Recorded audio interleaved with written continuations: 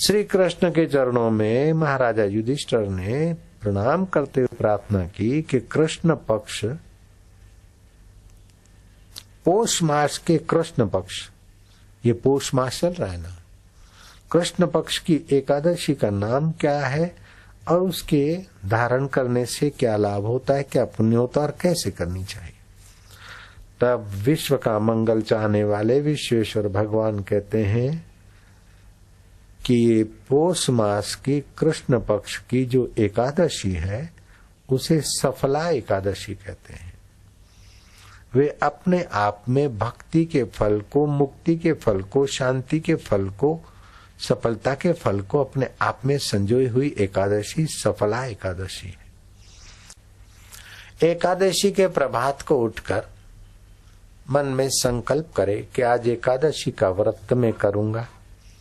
भगवान कहते हैं कि मुझे यज्ञ तप व्रत, बड़ी बड़ी दक्षिणाएं भी इतना प्रसन्न नहीं कर सकती और व्यक्ति का कल्याण कठोर तपस्या से उतना नहीं होता जितना वो एकादशी के व्रत से अपना कल्याण कर सकता है।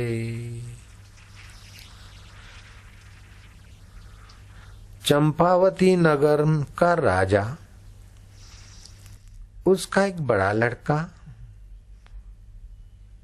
बड़ा अधर्मी था। पिता को, भाइयों को और प्रजा को सताना ही उसका स्वभाव था।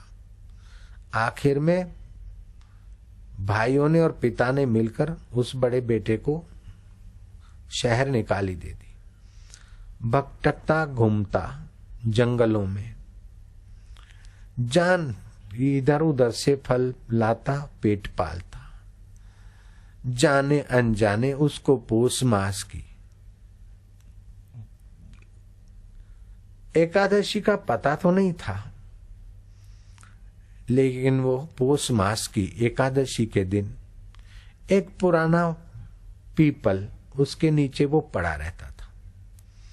उस पीपल को वहां के देहाती लोग देवता करके मानते थे। पीपल में वैसे ही सत्व है, जो बुद्धू बोंदू छोरे हैं या जिसका मन ऐसा है या हार्ट कमजोर है, वो पीपल के पेड़ को स्पर्श करने से भी उन्हें बल मिलता है।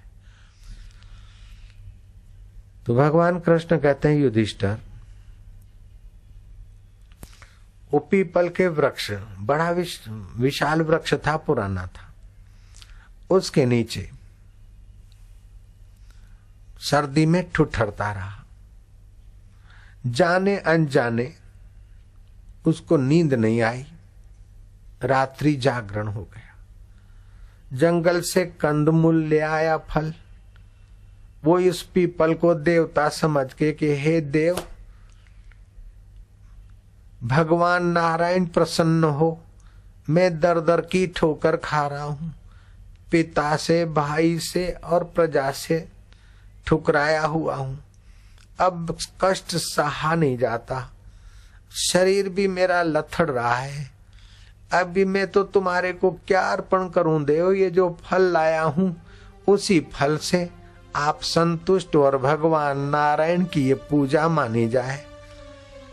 नारियल से, नींबू से, अनार से, आंवलों से, बेरों से, लौंग आदि मिश्रण करके भगवान नारायण की पूजा होती है। लेकिन उसने तो ऐसे ही फल अर्पण करके हाथ जोड़ के पड़ा रहा। पड़ार और जंगल था, शुद्ध वातावरण था। आप प्रार्थना करके चुप बैठ जाते तो आपका मन भगवान की नजीक विश्रांति पाता है। भगवान कृष्ण कहते हैं कि चंपावती का ठुकराया हुआ वो युवराज को आकाशवाणी हुई। 3 आकाश होते, भूताकाश, चित्ताकाश, चिदाकाश। क्या आज एकादशी तुम्हारी सफल हो गई, तुम्हें राज्य भी मिलेगा और पुत्र प्राप्ति भी होगी और तुम सुख से संसार यात्रा करोगे। समय पाकर उसे फिर राज्य भी मिला, 15 वर्ष राज्य किया और उसका पुत्र को राज्य पाठ देकर फिर वो जंगल में एकांत में भगवत शांति पाने की यात्रा में भी सफल हुआ। श्री कृष्ण कहते हैं कि कृष्ण पक्ष की ये सफला एकादशी रखने वाले के सफल मनोरथ होते हैं।